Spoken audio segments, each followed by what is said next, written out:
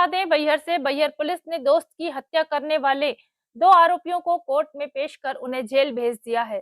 पूरा मामला बैहर के कंपाउंडर टोला निवासी सिद्धार्थ यादव उम्र 22 वर्ष की मौत का है। उसके अपने ही दोस्तों ने उसकी हत्या कर दी।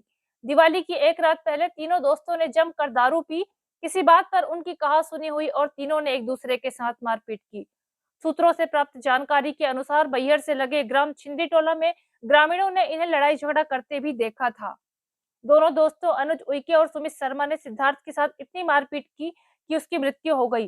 दोनों दोस्तों ने लाश को छिंदी टोला नाले के पास छोड़ दिया और वहां से भाग निकले। सुबह ग्रामीणों ने नाले के पास जब शव को देखा तो इसकी सूचना बैहर थाने में दी।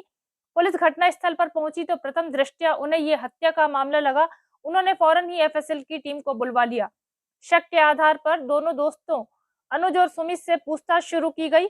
दोनों ही आरोपी बातों को घुमा फिराकर पुलिस के सामने बयान करने लगे। काफी पूछताछ के बाद उन्होंने बताया कि हम तीनों दोस्तों ने दिन भर से ही शराब पी रखी थी। किसी बात को लेकर हमारे बीच विवाद हुआ और मारपीट हो गई, जिससे सिद्धार्थ यादव की मौत हो गई। क्या नाम है आपका? मेरा नाम बॉबी यादव है।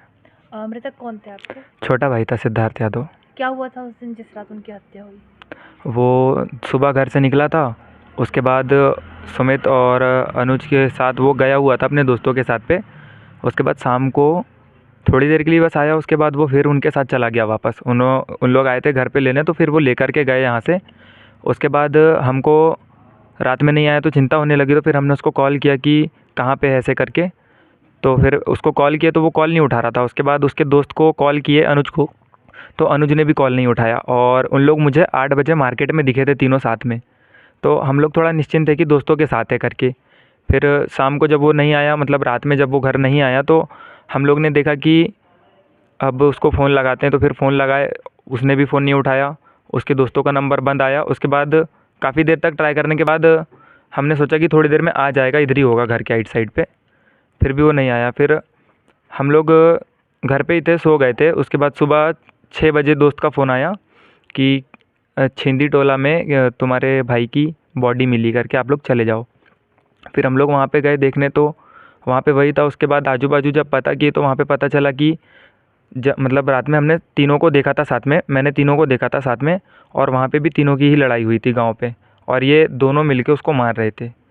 उसके बाद थोड़ा आगे पे आए, इनका झगड़ा हुआ फिर से वहाँ पे, और उसके बाद इन्होंने उसको मार करके वहाँ पर छिपा दिया, ऐसा पता चला। उसके बाद हम लोग वहाँ पर पहुँचे तो हमको पिंटू की बॉडी मिली। क्या ये पूरा मामला? दिनांक 11/11/23 को सुबह सूचना मिली थी कि छिंदी टोला नाला के पास किसी व्यक्ति का शव पड़ा हुआ है।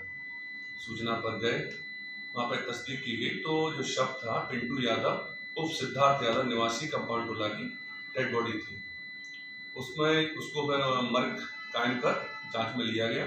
मर्ग में पाया कि एक रात पहले दिनांक 10/11/23 की रात को 10 बजे पिंटू अपने 2 दोस्तों अनुज उइके और सुमित शर्मा के साथ सुमित की मोटरसाइकिल से छिंदी टोला में शराब पीने गए हुए थे। वहाँ पर शराब पिए इन्होंने। उसके बाद इनका आपस में झगड़ा हुआ है। झगड़े के दौरान इन दोनों ने मिलकर पिंटू यादव की मारपीट की। मारपीट करने के बाद वहाँ से इसको लेके आए यहाँ पर छिंदी टोला नाले के पास, और नाले के पास इसको छोड़ के चले गए। किन मामलों पे किन धाराओं पे मामला दर्ज किया है? मामला 302, 201, 34 आईपीसी में पंजीबद्ध किया गया। सर, आरोपियों के ऊपर क्या पहले भी कोई मामले दर्ज है? नहीं, आरोपियों पे नहीं, पहला अपराध है। इस तरह का रिकॉर्ड तो नहीं मिला है। अभी रिकॉर्ड देख रहा हूँ विवेचना में।